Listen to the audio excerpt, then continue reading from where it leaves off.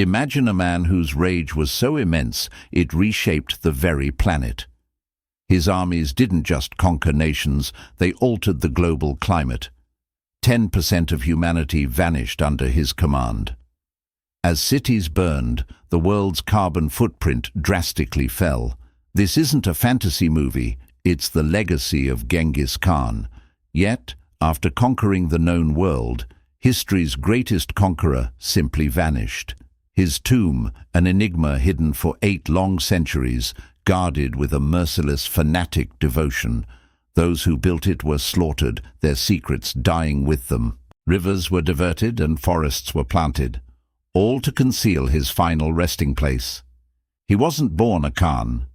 He was Temujin, a boy forged in the unforgiving Mongolian steppes through hardship and betrayal. His father was poisoned, his family abandoned to die.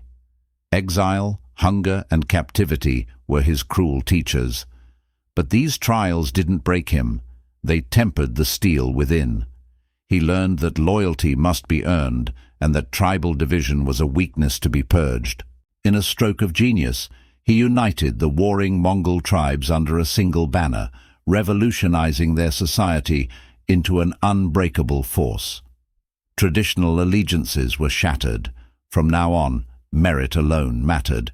He organized his army into ruthlessly efficient units, Arbans of 10, Mingans of 1,000, and Tumans of 10,000. Commanders now rose through skill, not by noble birthright. This pure meritocracy bred a fierce loyalty and an unmatched discipline the world had never seen. His army was a nightmare of flesh and steel, horse and rider moving as one. Mongols, it was said, learned to ride before they could even walk. His horse archers could live for weeks in the saddle, self-sufficient warriors who moved like the wind. Their tactics were a deadly dance of lightning-fast cavalry charges, storms of arrows, and feigned retreats that lured entire armies into inescapable traps. But his most potent weapon was terror. He mastered psychological warfare, spreading rumors of his cruelty that broke the will of cities before his army even arrived. Pyramids of skulls and human shields became his calling card. One by one, prosperous civilizations crumbled before his unstoppable might. The Tanguts, the great Jin Empire, even the mighty fortress of Jundu became smoldering ruins. The Khwarezmian Empire, however, would feel his true, raw fury. When their Shah foolishly executed his envoys, the Khan unleashed a pure apocalypse. The jewels of the Silk Road, Samarkand, Bukhara, were wiped from the map. Libraries were burned, scholars enslaved, and any resistance meant utter annihilation. His calculated rage delivered a chillingly clear message to the world: surrender or face the fate of the defiant. But conquest alone doesn't build an empire. Genghis Khan, the destroyer, revealed himself to be a brilliant statesman. He established the Great Yasa, a code of law that ensured justice and discipline across his vast domain. In a move unheard of for its time, it protected diplomats, merchants, and even different faiths. He actively recruited the brightest minds he could find: Chinese engineers, Persian administrators, Arab scholars, and built a vast, effective bureaucracy based on merit. Under his rule, safe trade routes emerged, fostering an unprecedented exchange of ideas and goods. The Yam, a sophisticated postal relay system, became the medieval world's internet, connecting the empire. This era of stability became known as the Pax Mongolica, or Mongol Peace. Trade, innovation, and culture flowed freely across Eurasia. Gunpowder, paper, and the compass moved west, transforming Europe forever. It was during this time that a young merchant named Marco Polo could travel safely from Italy to the heart of Asia. His reign transformed the world, but his death created its greatest enigma. He died while on campaign in 1227, but the exact circumstances remain a mystery. Was it disease, a stray arrow, a fall from his horse? Some legends even whisper he was struck by lightning. His death was immediately classified as a top-secret state affair. Fearing that news of his demise would demoralize his troops and embolden his enemies, his body was transported back to Mongolia in absolute secrecy. The mission to hide his burial site was carried out with extreme and brutal measures.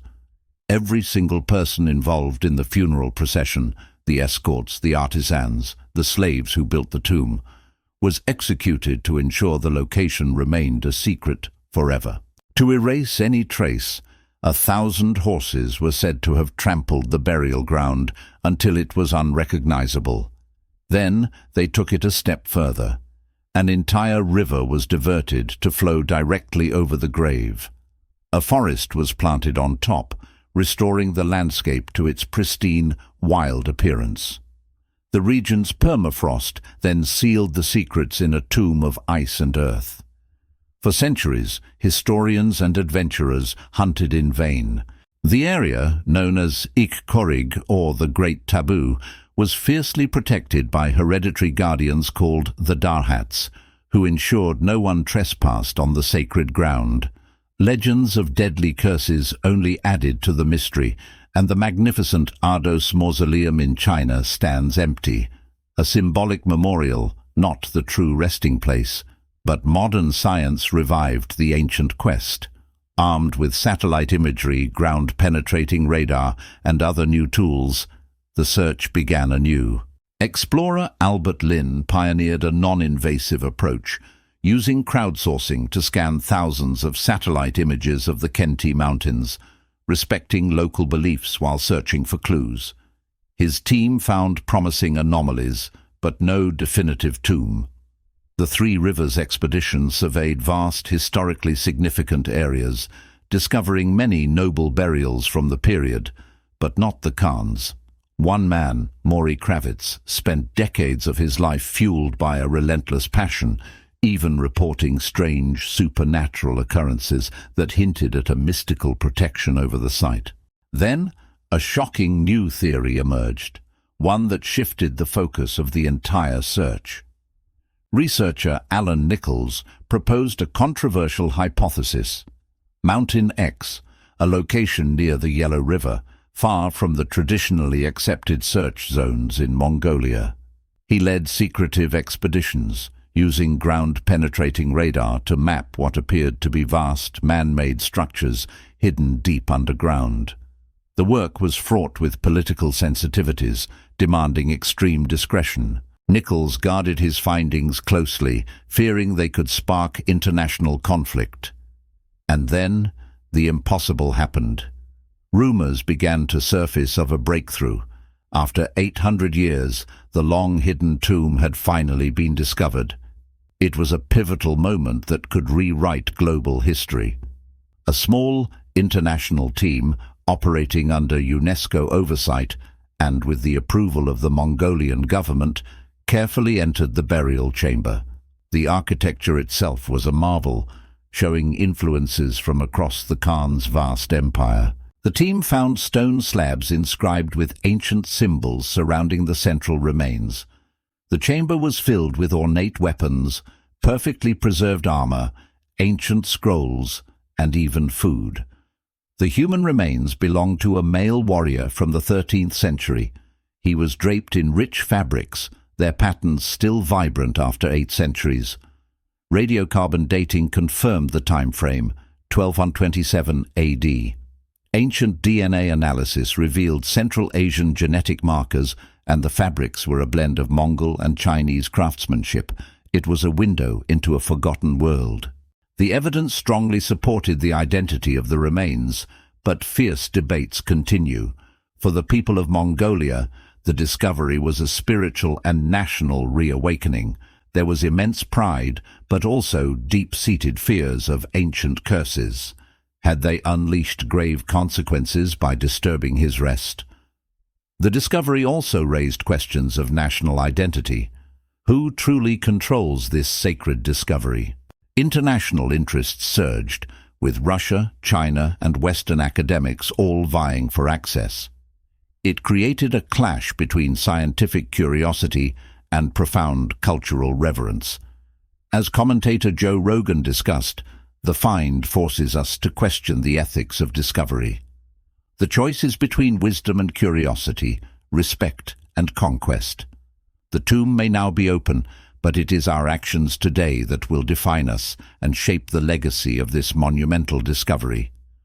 Thank you so much for joining us on this incredible journey. If you were as captivated by this story as we are, please hit that like button and subscribe for more deep dives into history's greatest mysteries.